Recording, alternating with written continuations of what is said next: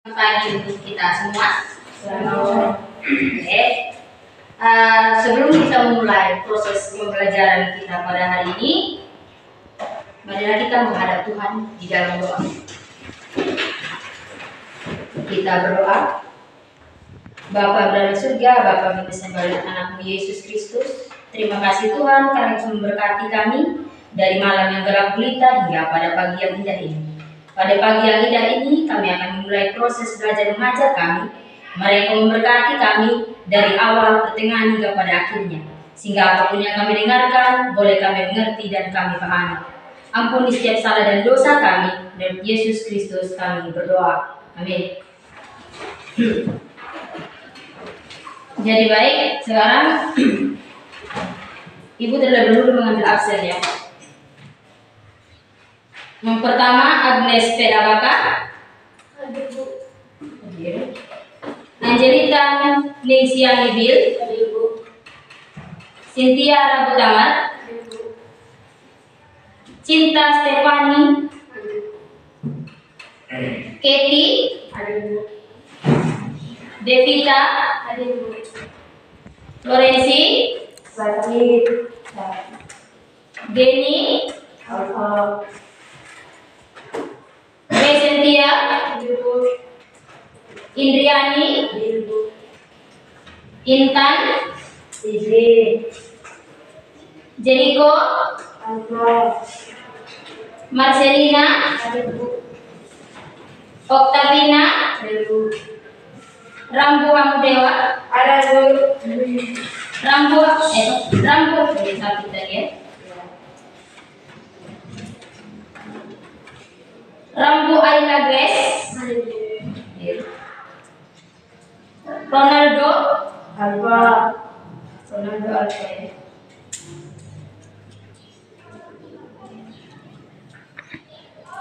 Sandro Alba, Stefanus Trivelin Tommy Alba, Ungu Jackson, Yerni Tamina, Maria,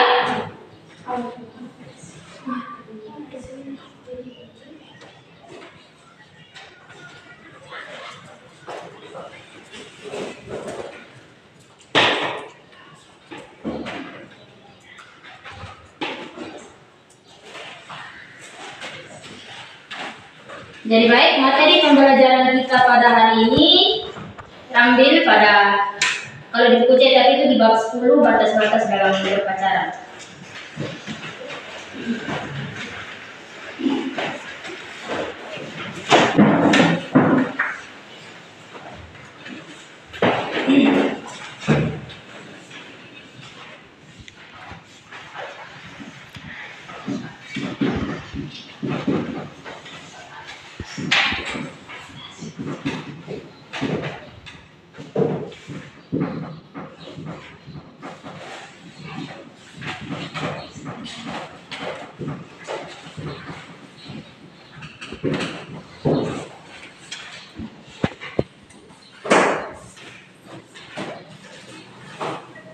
Sebelum itu, apa yang kalian pahami tentang pacaran itu sendiri? Ada yang menyampaikan pendapatnya? Pengertian pacaran secara umum.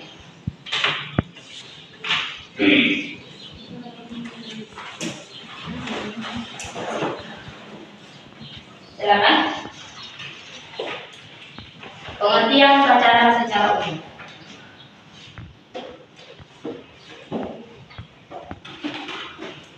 Ada?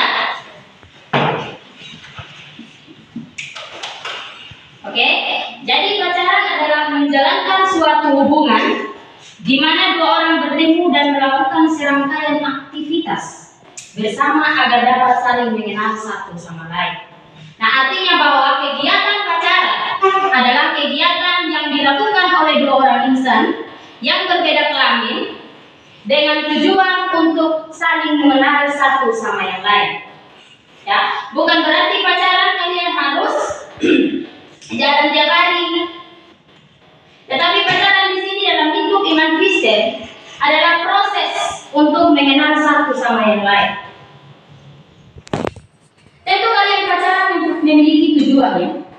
Tujuan kalian pacaran itu apa? Coba. Mencari teman bicara, tempat bicara. Apa lagi? Ya. Tujuan kalian pacaran, pasti rata-rata sudah punya pacar kan? Tujuan kalian pacaran apa?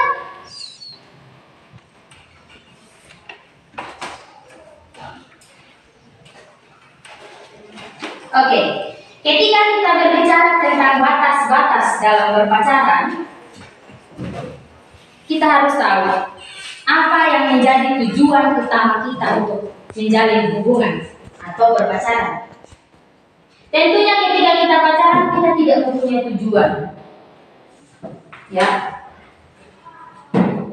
kita menjalin hubungan berpacaran, berarti kita memiliki tujuan. Kedepannya seperti apa? Ketika saya pacaran dengan ini orang. Kedepannya saya mau buat apa? Kedepannya saya mau buat apa? Kira-kira baik tidak? Ketika saya pacaran dengan ini orang.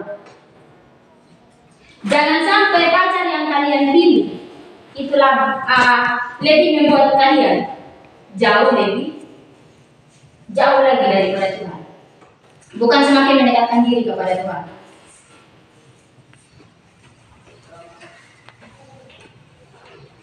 Di sini ada beberapa pertanyaan yang menjadi tujuan kita pacaran itu.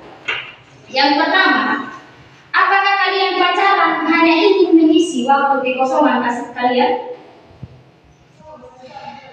Misalnya begini, kalian memilih pacaran hanya untuk mengisi waktu kosong. Intinya ada teman omonglah istilahnya. Tidak ada tujuan yang pasti ketika kalian menjalani hubungan. Ada yang seperti itu? Yang pacaran hanya untuk menjadikan orang tersebut mengisi waktu kosongnya, bukan menjalin hubungan dengan satu tujuan yang pasti. Yang kedua, apakah pacaran kalian ketika menjalani hubungan hanya untuk memenuhi keinginan mata atau nafsu? Kebanyakan begitu. Di kalangan anak muda, kebanyakan yang pacaran hanya untuk memenuhi keinginan seks atau nafsu. Selain menjadi teman ngobrol atau mengisi waktu kekosongan seperti yang ibu bilang pertama tadi, kebanyakan anak muda yang pacaran hanya untuk memenuhi nafsu duniawi atau seks. Dan tentunya tujuan pacaran yang seperti itu adalah tujuan pacaran yang sangat salah menurut iman Kristen. Dan pertanyaan yang terakhir, ketika kalian menjalani hubungan pacaran, apakah di situ kalian memiliki tujuan untuk saling mengenal, saling memahami, saling memotivasi, saling menghargai antara satu dengan yang lain?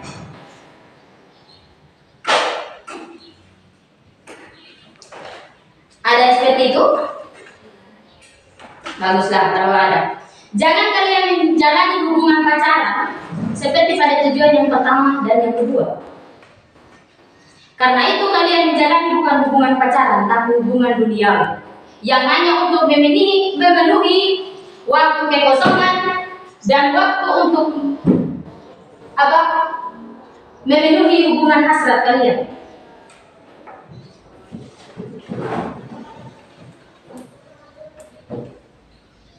Jika ada di antara kalian yang sudah mempunyai pacar, coba kalian refleksi diri masing-masing, evaluasi diri masing-masing.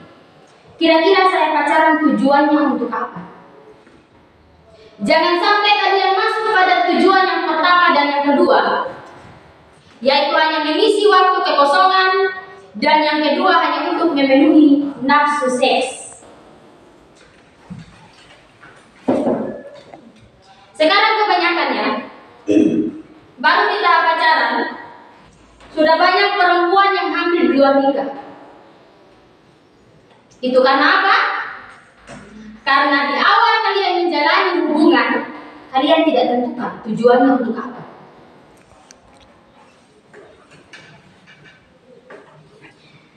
Yang penting saya punya pacar, yang penting saya tidak dianggap jomblo oleh teman-teman, yang penting saya tidak dianggap tidak laku untuk ada teman-teman. Kebanyakan yang seperti itu.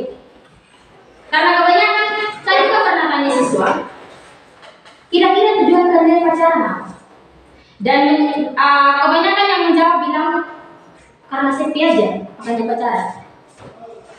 Karena tidak mau dianggap jomblo, atau tidak mau dianggap tidak laku, makanya menjalani hubungan. Ketika kalian mempunyai prinsip yang seperti itu, maka hubungan yang kalian jalani tidak akan bertahan lama. Ketika kalian pacaran, tidak memiliki tujuan yang berdasarkan pedoman iman Kristen.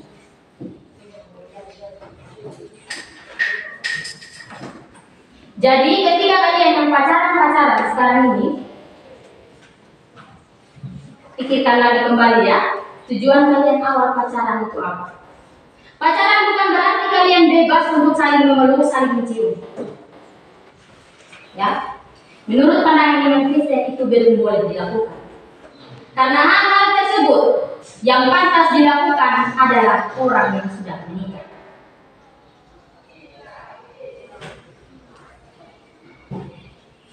Jadi baik anak-anak, sebagai anak-anak Tuhan yang harus menjadi tujuan kita berpacaran, salah satunya adalah memuliakan nama Tuhan.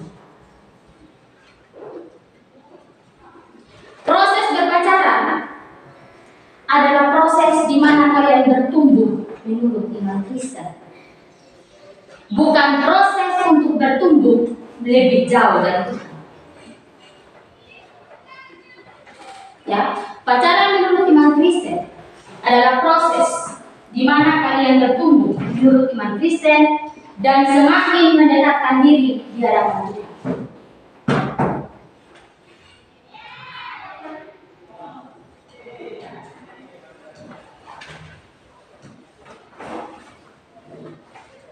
Jadi, jika ada di antara kita yang menjalani hubungan berpacaran yang sadar bahwa hubungannya membuat dia jauh dari Tuhan, atau menjalani hubungan membuat dia tidak memiliki tujuan yang pasti,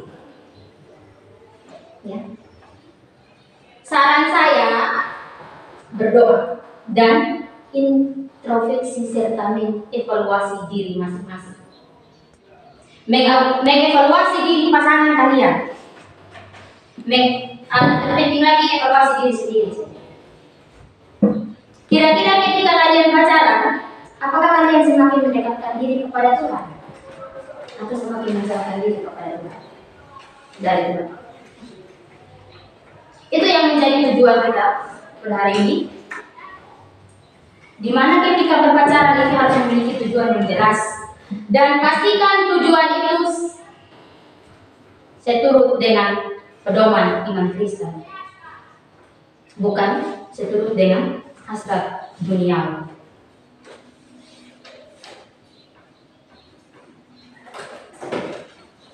Kita harus mengoreksi kembali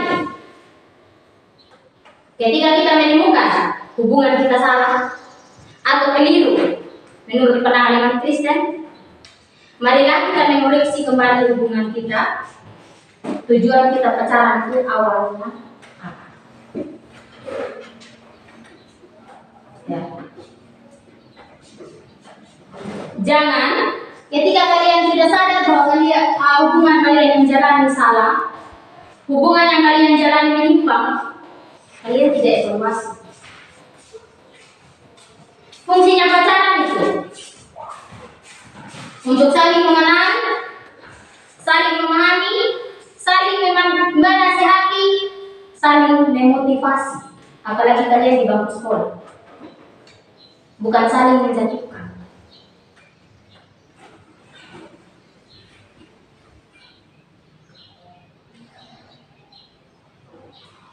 Dalam lingkup sekolah, saling memotivasi antar pasangan itu penting. apalagi yang laki-laki atau yang perempuan pacaran dengan laki-laki yang jarang masuk sekolah, ya, yang sering sakit atau tanpa tujuan yang jelas, alasan yang jelas dia tidak masuk sekolah. Itulah fungsinya perempuan.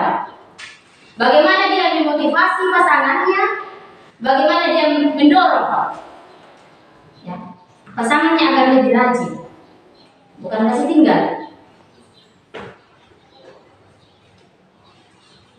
Itulah pentingnya pacaran dalam lingkup sekolah. Saling memotivasi, saling menasihati, dan saling mendorong.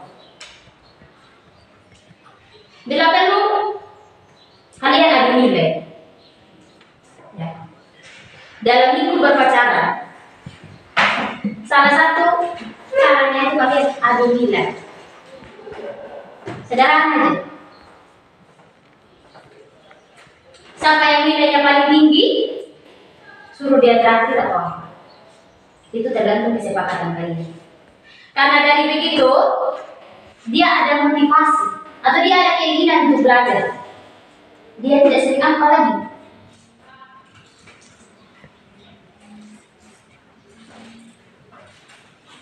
Ya.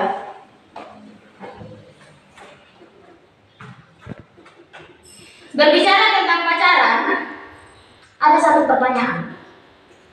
Apakah kasih asmara dan cinta kasih itu berbeda? Menurut kalian beda tidak? Antara kasih asmara dan cinta kasih. Beda atau tidak?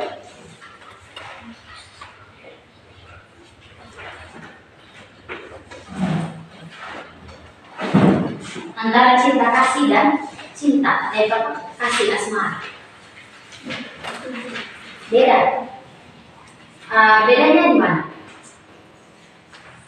Menurut Nona ya, bedanya di mana? Kalau cinta kasih itu yang seperti apa dengan kasih asmara itu yang seperti apa?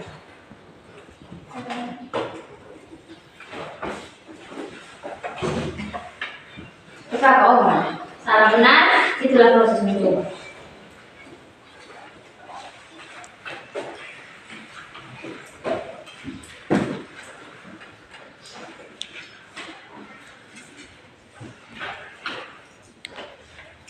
Yang lain, apakah cinta kasih dan kasih asmara itu berbeda?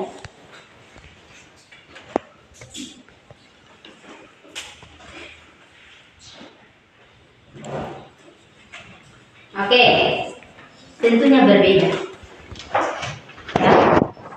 Itu yang dikatakan teman kalian tadi, berbeda. Bedanya di mana? Kasih asmara, ketika kalian menjalani hubungan dengan berdasarkan kasih asmara, berarti kasih yang memfokuskan pada diri sendiri atau egosentris, dan seringkali diiringi dengan nafsu. Tadi Ibu mengatakan bahwa cinta kasih dan kasih asmara itu berbeda. Betul? Karena apa?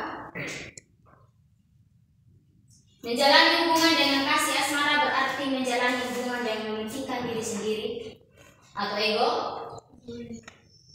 Serta ketika menjalani hubungan dengan kasih asmara berarti menjalani hubungan dengan diiringi dengan nafsu seks.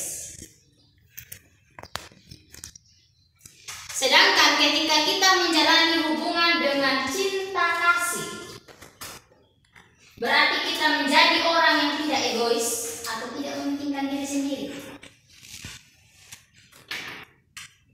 Kita sudah menetapkan tujuan kita pacaran itu apa, dan pastikan bahwa tujuan itu adalah tujuan yang benar menurut pedoman atau pandangan iman Kristen. Jangan menjalani tujuan pacaran seperti yang pertama dan yang kedua tadi, hanya untuk mengisi waktu kekosongan atau gabut istilahnya, dan yang kedua hanya untuk memenuhi hasrat duniawi.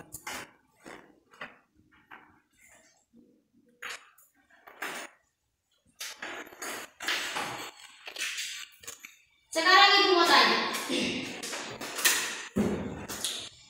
ketika berpacaran, menurut kalian, apakah boleh melakukan hubungan seks? Tentunya tidak. Karena yang boleh melakukan hubungan seks bukan orang yang pacaran, tapi orang yang sudah menikah. Ya. Di sini ada beberapa alasan mengapa ketika berpacaran tidak boleh melakukan hubungan seks.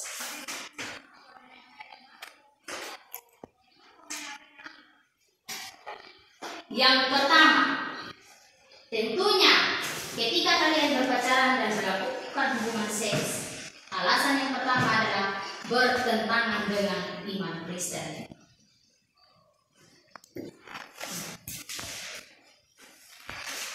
Bertentangan dengan iman Kristen. Memang Alkitab tidak berbicara secara khusus ya tentang pacaran. Tetapi di dalam Alkitab berbicara tentang etika dan moral dalam berpacaran.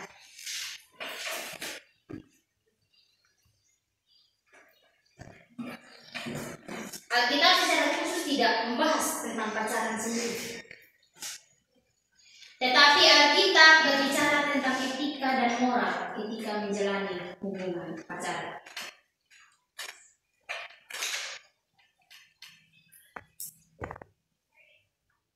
Dan Alkitab berbicara bagaimana kalian atau kita menjaga kekudusan tubuh kita, bukan mencemarkan tubuh kita.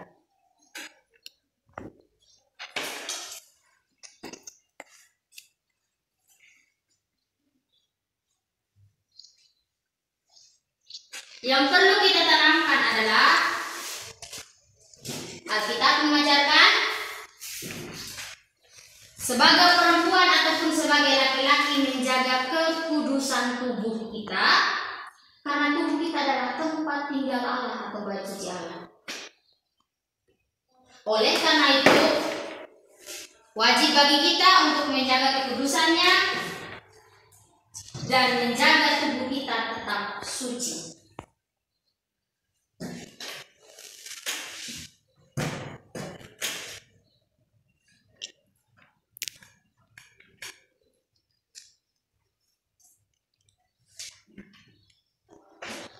Salah satu cara menjaga hubungan tubuh tetap suci itu tidak. Jangan melakukan hubungan seks di luar nikah. Karena hubungan seks hanya diperbolehkan bagi orang-orang yang sudah menikah atau sudah menjadi suami istri, bukan yang masih pacaran.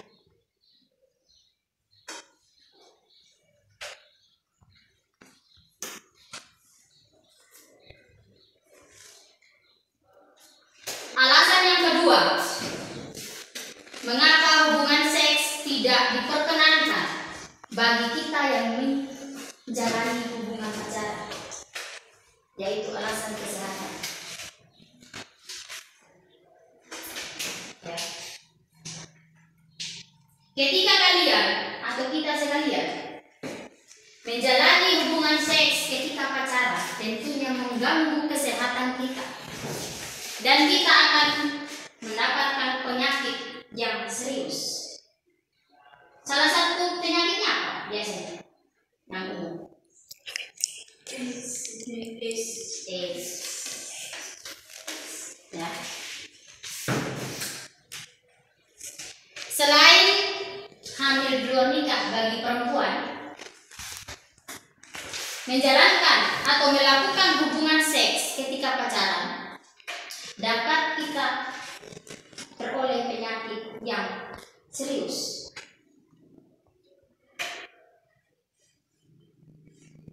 Dan penyakit itu adalah penyakit menular.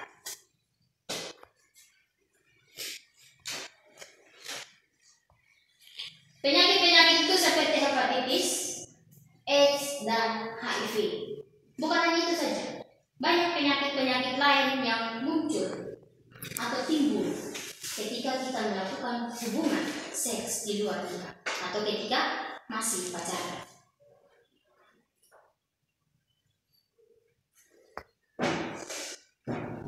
Dan oleh karena itu, di sini ada batas-batas pacaran menurut kita.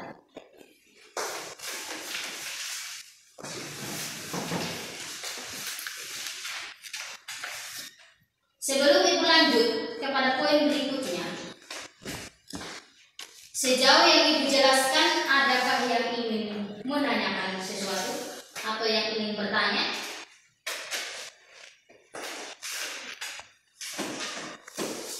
Dari pengertian pacaran dan tujuan berpacaran, adakah yang ingin bertanya?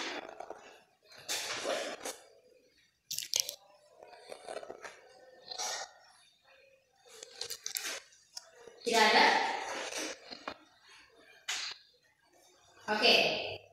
Kalau tidak ada dari teman-teman sekalian yang ingin bertanya, sekarang kita masuk pada poin yang berikut, yaitu batas-batas berpacaran menurut standar moral Alkitab.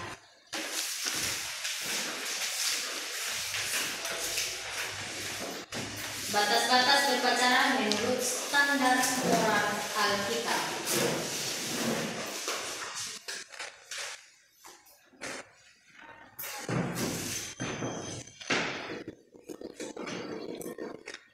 Banyak sekali anak muda yang bertanya,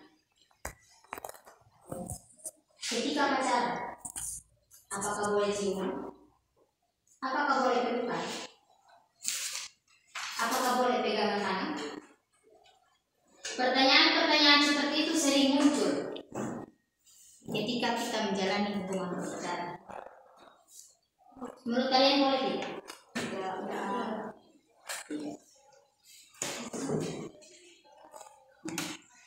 Supaya kita tahu jawabannya, mengapa tidak boleh dilakukan oleh iman Kristen. Ketika pacaran itu harus ciuman, harus pelukan, harus pegangan tangan.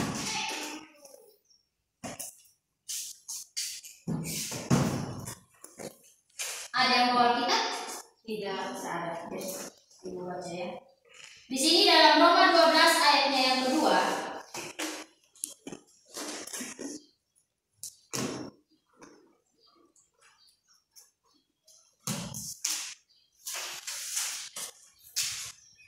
mengatakan bahwa janganlah kamu menjadi serupa dengan dunia ini, tetapi berubahlah oleh pembaharuan budimu, sehingga kamu dapat membedakan manakah kehendak Allah, apa yang baik, yang berkenan kepada Allah, dan yang sempurna.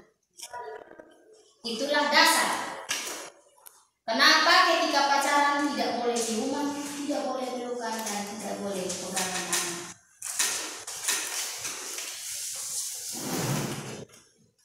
Ketika kita menjalani hubungan berpacaran dan kita melakukan hal-hal yang seperti saya sebutkan,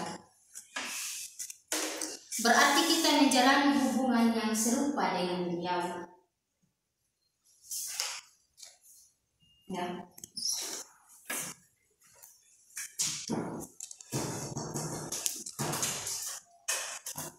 Sedangkan dalam Alkitab mengatakan, janganlah berpacaran seperti orang dunia. Karena orang dunia ketika menjalani hubungan berpacaran itu hanya untuk mencari pengalaman dan kenikmatan dalam dunia berpacaran. Kembali lagi kita ingat tujuan berpacaran tadi. Ketika kita menjalani hubungan berpacaran berdasarkan hal-hal duniawi atau kehendak duniawi serupa dengan dunia, berarti orang tersebut hanya mencari kenikmatan dalam dunia berpacaran.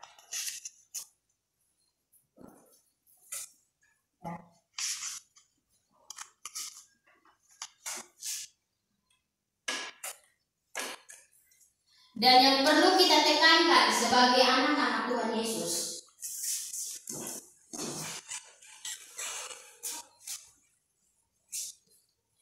adalah tujuan kita berpacaran. Paling penting ketika menjalani hubungan tentu memiliki tujuan.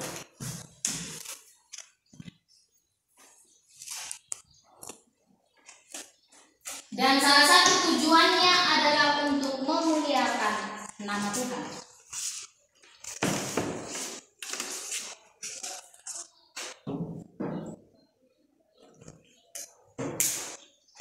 Dan yang perlu kita pastikan bahwa ketika pacaran, kita harus mempertanggungjawabkan hubungan kita di hadapan Tuhan.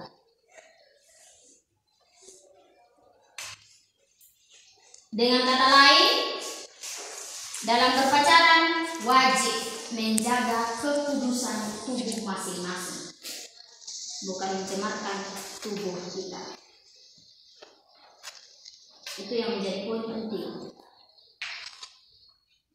yaitu menetapkan tujuan berpacaran dan menjaga kekudusan tubuh kita masing-masing.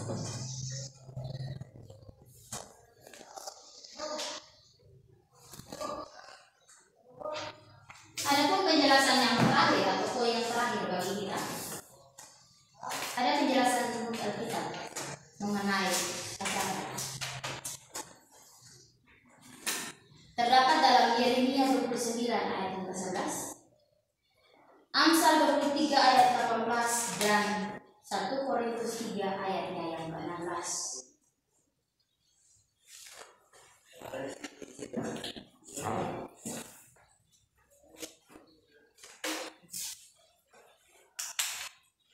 Dalam Yeremia 29 ayatnya yang ke-11 menjelaskan bahwa Tuhan sudah memiliki rancangan yang indah dan penuh damai untuk setiap anak-anaknya. Jadi apapun alasannya ketika kalian menjalankan hubungan pacaran yang melakukan hubungan seks, itu tetap salah.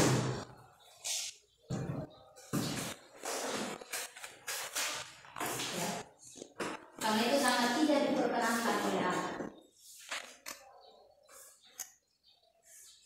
Karena Tuhan dalam Yeremia 29 ayat 11 mengatakan Tuhan sudah menyediakan rancangan terindah yang dipenuhi dengan damai sejahtera pada banyak, bukan merancangan malapetaka.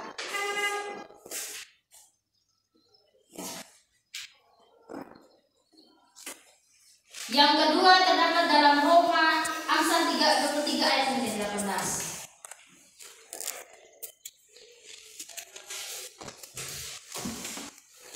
Dalam ayat ini menjelaskan bahwa Tuhan sudah menyediakan masa depan untuk kita masing-masing. Ya. Dan tentunya masa depan itu adalah masa depan yang indah, yang cerah.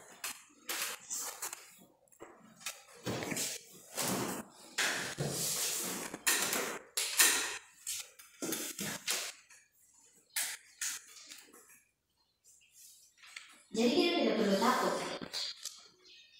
Kira-kira saya ke depannya jadi apa? Kira-kira saya ke depannya ini seperti apa?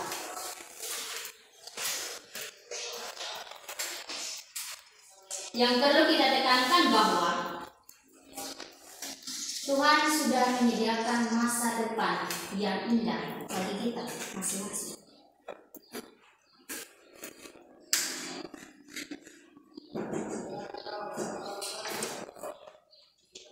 Kebanyakan alasan ketika saya tanya kepada orang pacaran atau kepada siswa yang saya sudah kenal, saya sering tanya,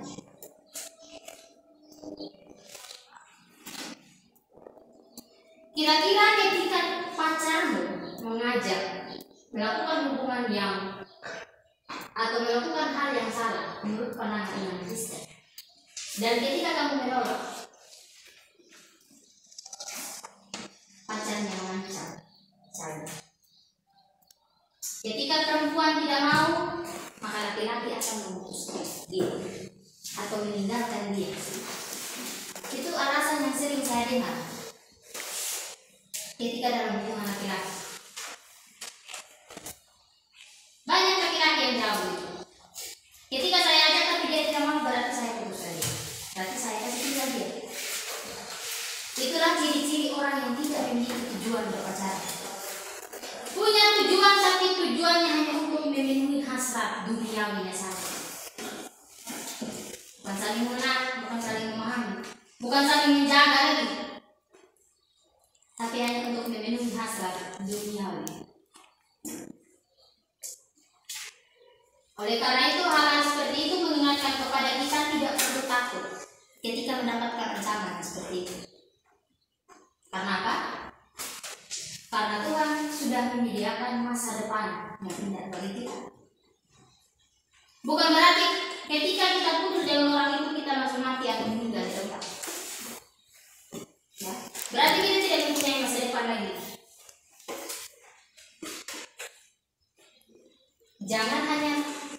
Jangan kita termakan hanya karena ya rayuan manis dari laki-laki. Karena kebanyakan laki-laki ketika sudah mendapatkan apa yang dia mau, dia akan memperlakukan perempuan layaknya sampah. Oleh karena itu, ketika kalian menolak ajakan dari teman kalian atau pacar kalian, tidak perlu takut dia putus atau tidak. Karena perlu kita tanamkan bahwa Tuhan sudah menyediakan masa depan yang indah bagi kita.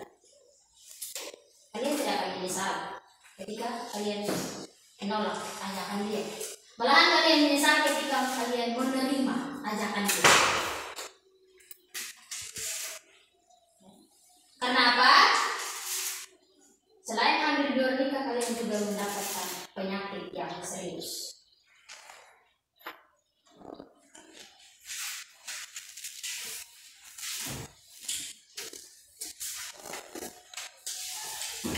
Yang ketiga yaitu terdapat dalam 1 Korintus 3 ayat yang 16.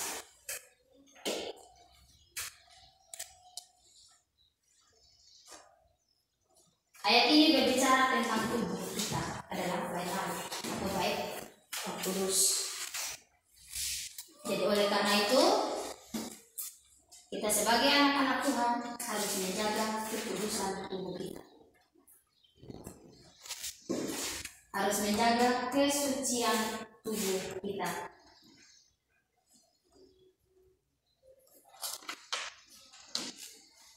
Oke.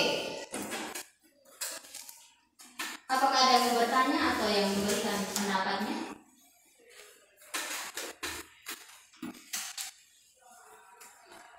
Silakan.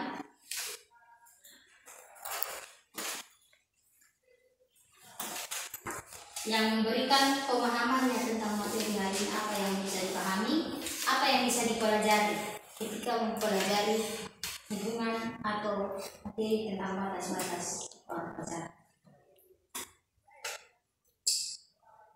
Ada? Yang ingin bertanya?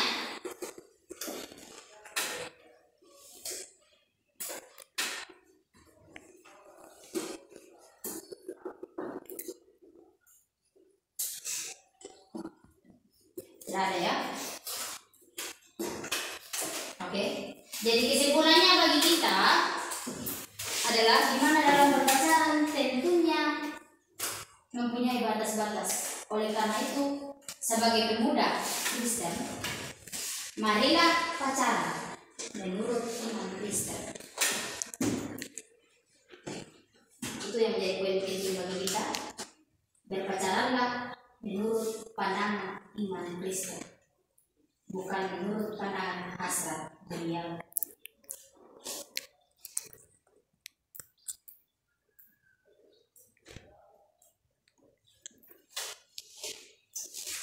Jadi mungkin itu yang dapat kita pelajari pada hari ini. Dan ingatlah, ketika pacaran tentukan tujuan yang baik dan benar, dan pastikan tujuan itu adalah tujuan yang berkenan menurut iman Kristen.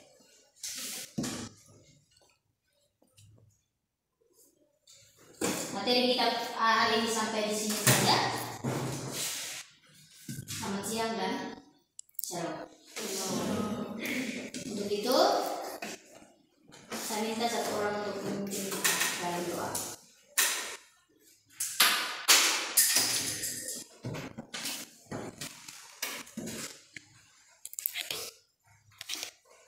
Tidak ada yang mau berdoa?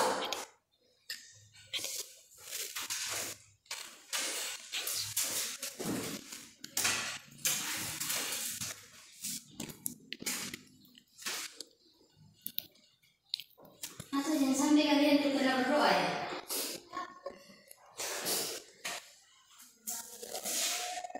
Oke. Untuk menutupi rangkaian pembelajaran kita pada hari ini, marilah kita menghadap Tuhan di dalam doa. Kita berdoa. Bapa di dalam surga, Bapa yang besar dalam Yesus Kristus, terima kasih karena Engkau memberkati kami dari awal, pertengahan hingga pada akhir.